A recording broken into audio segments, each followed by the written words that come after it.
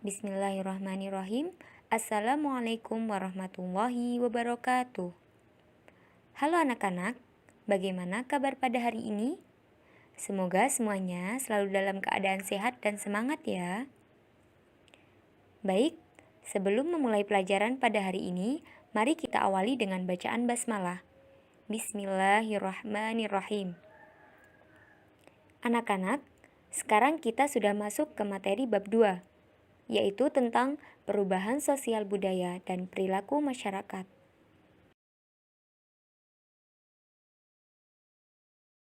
Perubahan sosial.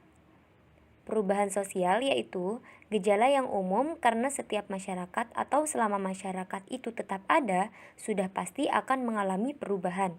Nah, jadi di sini kita lihat bahwa setiap masyarakat pasti akan berubah dari zaman ke zaman. Zaman dahulu dan zaman sekarang pasti akan berbeda. Dari segi tata berbicara, iptek, model pakaian, dan sebagainya.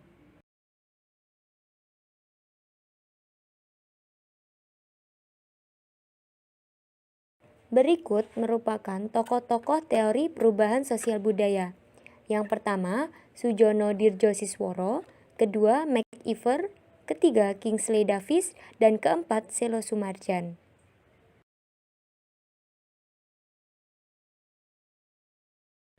Selanjutnya, perubahan budaya.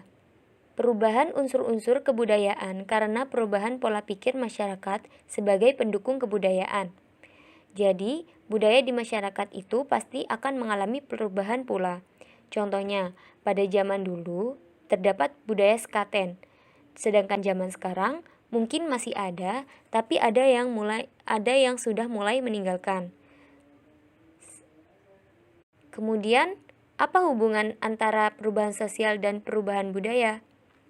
Nah, hubungannya, jika perubahan sosial itu terjadi, maka perubahan budaya pasti akan terjadi juga.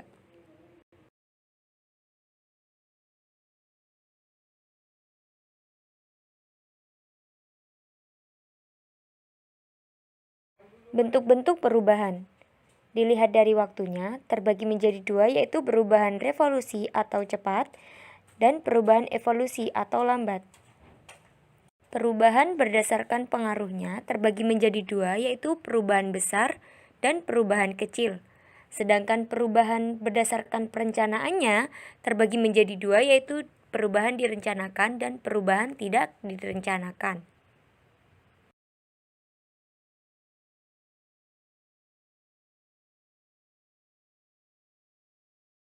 Perubahan dilihat dari waktunya.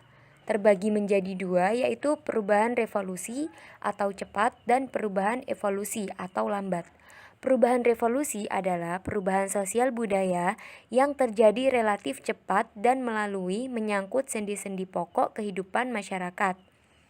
Contohnya yaitu revolusi industri. Dalam terjadinya revolusi industri, terdapat perubahan besar di bidang pertanian, manufaktur, pertambangan, teknologi, transportasi. Kemudian perubahan evolusi adalah perubahan sosial budaya yang memerlukan waktu yang relatif lama dan melalui tahapan-tahapan yang saling mengikuti secara lama. Contohnya seperti evolusi manusia. Kemudian masa praaksara, terdapat masa berburu, meramu, bercocok tanam, masa pertanian, dan masa perundagian.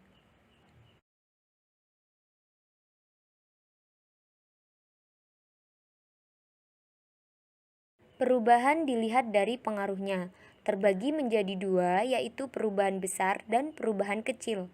Perubahan besar yaitu perubahan yang berlangsung dan membawa pengaruh langsung yang berarti bagi masyarakat. Contohnya yaitu industrialisasi, kemudian pembangunan. Itu merupakan perubahan besar yang juga berarti bagi masyarakatnya. Kemudian perubahan kecil yaitu perubahan yang terjadi tetapi tidak membawa pengaruh yang berarti bagi masyarakat. Maksudnya, perubahan yang pengaruhnya kecil, artinya perubahan tersebut hanya dianut oleh sebagian kecil orang yang menyukainya saja, sehingga perubahan ini tidak membawa pengaruh berarti bagi sebagian besar masyarakat. Contohnya yaitu perubahan model baju kekinian yang digemari oleh anak-anak muda, sedangkan golongan orang tua mungkin sebagian tapi hanya golongan muda saja yang menyukai baju-baju model sekarang.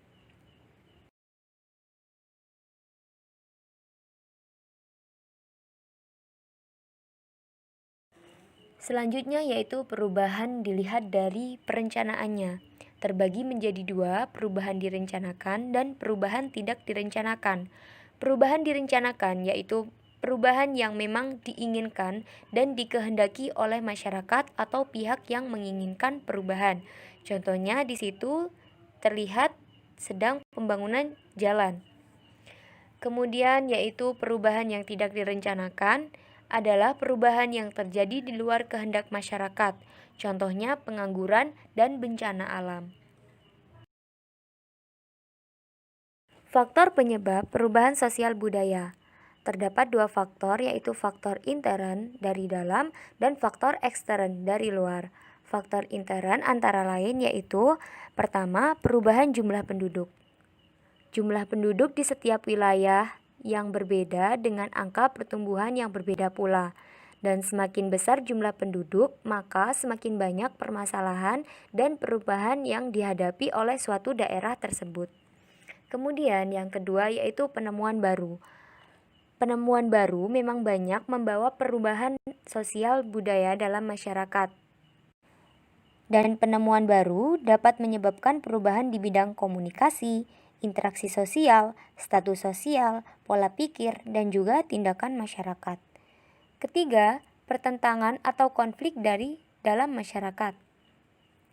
Konflik dapat terjadi akibat banyak hal. Penyebab terjadinya konflik pada dasarnya karena adanya perbedaan, baik perbedaan kepentingan, pendapat, kebudayaan, atau antar individu. Konflik tersebut kemudian dapat menyebabkan perubahan sosial dalam masyarakat. Perubahan dan konflik itu sama-sama saling berkaitan. Ketika dalam masyarakat terjadi perubahan sosial budaya yang cepat, hal ini dapat mengubah nilai-nilai yang ada dalam masyarakat tersebut. Dan sebaliknya, konflik juga yang terjadi dalam masyarakat dapat memunculkan terjadinya perubahan sosial. Yang keempat yaitu terjadinya pemberontakan atau revolusi. Contohnya yaitu revolusi yang pernah terjadi di Indonesia ketika Indonesia mencapai kemerdekaan pada tanggal 17 Agustus 1945. Kedua yaitu faktor ekstern atau dari luar. Yang pertama perubahan lingkungan alam, peperangan, dan yang ketiga yaitu pengaruh atau kontak dengan kebudayaan lain.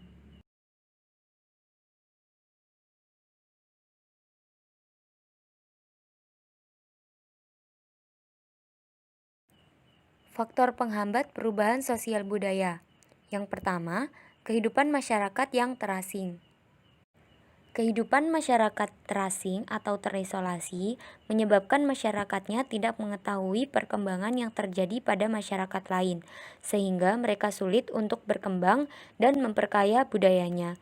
Akibatnya, perubahan sosial budaya dalam masyarakat tersebut menjadi sulit terjadi atau terhambat. Kedua, perkembangan ilmu pengetahuan yang terlambat. Ketika ilmu pengetahuan berkembang dengan baik, sudah pasti masyarakat yang bersangkutan akan mengalami perubahan sosial budaya dengan cepat. Namun sebaliknya, apabila ilmu pengetahuan dalam masyarakat terlambat, maka perubahan sosial akan berjalan dengan lambat pula. Ketiga, sikap masyarakat yang tradisional. Kehidupan masyarakat yang masih tradisional dapat menghambat perubahan sosial budaya dalam masyarakat. Namun, pilihan hidup bagi masyarakat tradisional tidak boleh dipersalahkan karena mungkin itu sudah merupakan sikap yang dipilih dari masyarakat tersebut. Selanjutnya yaitu adanya prasangka terhadap hal baru atau asing. Perasaan prasangka menimbulkan sikap acuh, tidak peduli, bahkan antipati atau menghindar terhadap suatu yang baru dari luar masyarakat. Itu menjadi faktor penghambat perubahan sosial budaya. Kemudian adat istiadat. Kalian tahu apa itu adat istiadat? Adat adalah pola perilaku bagi masyarakat yang dilakukan berulang-ulang untuk memenuhi kebutuhan pokok. Bisa disebut juga sebagai kebiasaan. Adat istiadat atau kebiasaan sudah mereka jalani atau nikmati sebagai bagian dari kehidupan mereka. Dan ketika ada hal baru yang akan menggantikan adat lama mereka, belum tentu akan diterima begitu saja oleh masyarakat tersebut. Terdapat dua dampak perubahan sosial budaya. Yang pertama yang positif dan yang kedua negatif.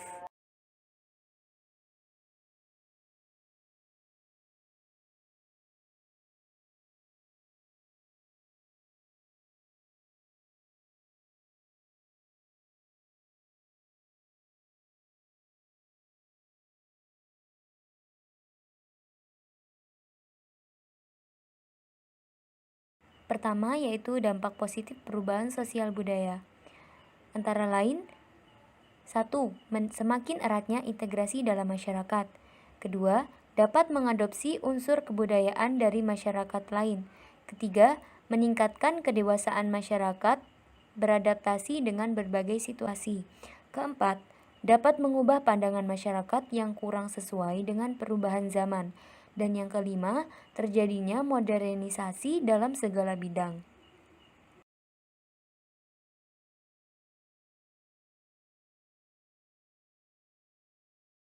Sedangkan dampak negatif perubahan sosial budaya yang pertama yaitu cultural lag atau kesenjangan budaya. Yang kedua yaitu anomi atau perilaku penyimpangan sosial. Yang ketiga, mestizo culture atau percampuran kebudayaan. Keempat, lunturnya norma dan nilai sosial. Norma yaitu aturan yang berlaku dalam masyarakat. Kelima yaitu menurunnya solidaritas, tenggang rasa, dan gotong royong. Dan yang keenam, munculnya berbagai fenomena sosial.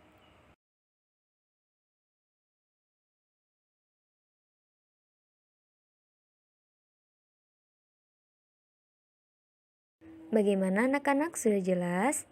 Jika kalian sudah jelas dan sudah menonton video ini, kalian kerjakan tugasnya. Yang pertama yaitu mengapa masyarakat selalu mengalami perubahan sosial budaya. Kedua, sebutkan faktor pendorong terjadinya perubahan sosial.